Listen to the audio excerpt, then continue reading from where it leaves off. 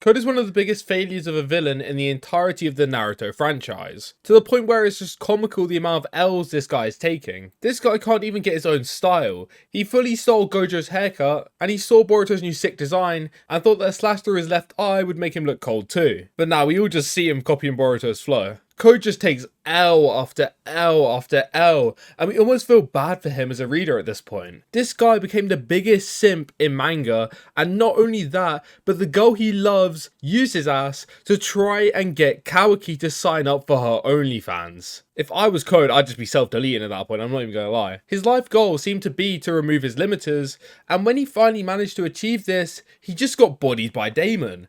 And this little kid wasn't even trying. And yes, he's a little kid. He's literally like 8. And he just bodied what was meant to be Boruto's biggest villain. Right, so look at any major villain in Naruto.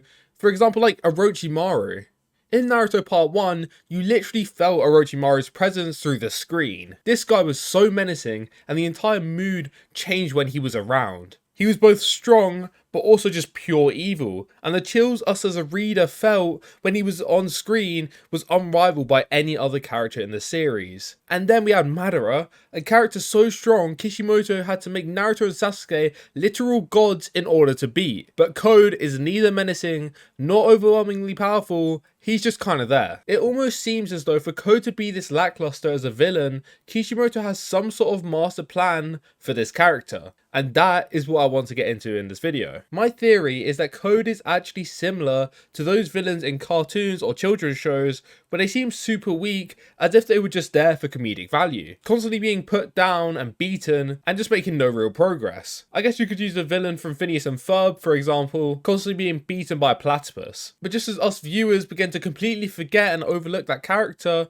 especially as the story's focus has shifted away from them, bang, they become the main villain. They show their backstory of being ignored their whole existence, right as they gain their true power. The reason I think this fits Code is because at the moment, this guy's never actually achieved any success in any of his plans. The way his character was built was to envy Kawaki, and now Boruto due to omnipotence obviously. But even after removing his limiters, he is still nowhere near strong enough to defeat Boruto nor Kawaki. And I think this three-way fight is going to show this even more. I think it's going to put Code at an even lower status, and he truly will become Naruto's worst villain. But I think this is what Kishimoto wants us to think. Straight away, when Boruto arrived to the scene, he seemed to stomp on Code, and then Code is instantly ignored, and Boruto's attention is then shifted to Kawaki, who arrived at the scene. Even in the three-way stare down, Code had by far the least coverage, and this seemed very, very intentional. Code just seems to lose relevance at an exponential rate, and that is why I think he can be the most fitting for a final villain. I think it'd be by far the most shocking outcome, because we've kind of all just written off Code as this trash villain who will just annoy us throughout the story. But let's not forget, Code was set up to become a freaking Otsutsuki God, and I have full faith that this guy is going to achieve this status. So what would this actually mean for the story, and how would it even happen in the first place? For starters, for Code to be able to become an Otsutsuki God, he would need to cultivate and eat chakra fruits. This would ultimately make him 100% Otsutsuki and would start his journey on his dream. So Code is already, without being full Otsutsuki, a threat beyond Jigen. Jigen was able to defeat an adult version of Naruto and Sasuke, both working together, which were able to defeat Momoshiki even though they were both heavily weakened. So this would make Code an absolute monster, and he would almost 100% surpass Ishiki. The reason that I believe this is the reason that he was below Ishiki was likely due to his lack of Otsutsuki genetics. His jutsu or technique or whatever is already broken when you think about it. This guy is going to be able to get into his claw marks without people even having time to react, which should counter Kawaki, but it is unfortunate that Kawaki currently hard counters Code's ability. And I think this avenue gives Code the opportunity to be able to outpace Kawaki and actually get the upper hand in a fight between them. So something to think about is Code is an incomplete vessel, meaning that he actually has a white karma, which is entirely weaponized and allows him to use Ishiki's experience in his combat.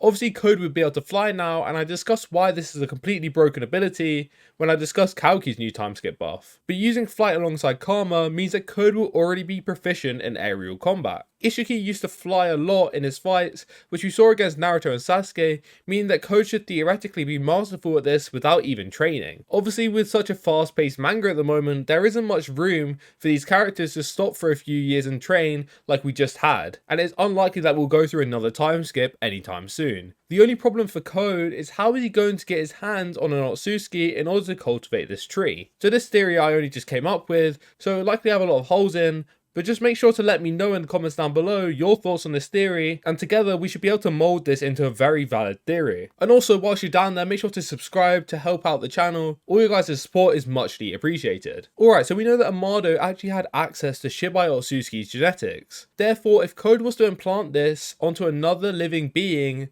then it would create a new Otsutsuki in order for Code to make this chakra tree. So Amada already did this with Damon and Ada, and we know that Ada is actually for Otsutsuki and has access to Otsutsuki abilities. So therefore, it would work if Amada was to put Otsutsuki genetics into a vessel. And we've already seen that Code, using forceful techniques, was able to convince Amada to take off his limiters. So technically speaking, he would be able to do the same thing in order to get an Otsutsuki vessel. Because Code will likely realise in his battle with Kawaki and Boruto that he stands no chance against these two. And this will obviously put Code on the back burner, but obviously Code will be working in the background to make this chakra fruit. And that is when he will strike us when we least expect it. Obviously, if Code made this tree, it's going to suck up all the life from the planet, but think about it this way. Being so Boruto and Kawaki have access to an alternative dimension, they would technically be able to escape and also bring along people with them so they aren't killed by this tree. The reason I think that it's so likely that Code will actually do this plan is because when Boruto confronted Code, Code told Boruto about his master plan to make this chakra fruit, and he pretty clearly stated that Boruto could survive as long as he was in an alternative dimension. This seems like an odd line to put in from Kishimoto unless he planned to use this later. An example when Kishimoto has said something and then used it later was when Kawaki erases chakra.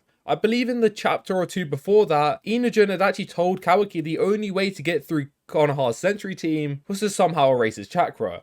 And then believe it or not, 2 chapters later, this was used. So it definitely isn't rare for Kishimoto to put something into the story and then use it later. Obviously, due to the flash forward sequence, we know that Boruto and Kawaki are still alive, and it seems as though the village was destroyed. Perhaps the reason the village is destroyed is because Code brought along his 10 tails, cultivated this fruit, and fought with Boruto and Kawaki, and maybe the rest of Team 7. This could be like the final boss battle, similar to Kaguya versus Naruto and Sasuke. And obviously this is how the village got destroyed, because Code's power is going to be so overwhelming. Then afterwards they can have a final fight, very similar to the final valley, where Kawaki wanted to seal Boruto away due to Momoshiki, and Boruto wants to knock some sense into Kawaki. And this would parallel Naruto versus Sasuke in the final valley, like I just said. But the reason that Code is going to be so strong after eating this fruit is because it will contain all of the information and chakra from this planet. And let's not forget who is on this planet. Earth has currently fought off countless, and I mean countless, Otsutsuki invasions, meaning they are collectively stronger than all of the Otsutsuki that came previously to Earth. Therefore, Code should theoretically amass all the strength of all the living shinobi,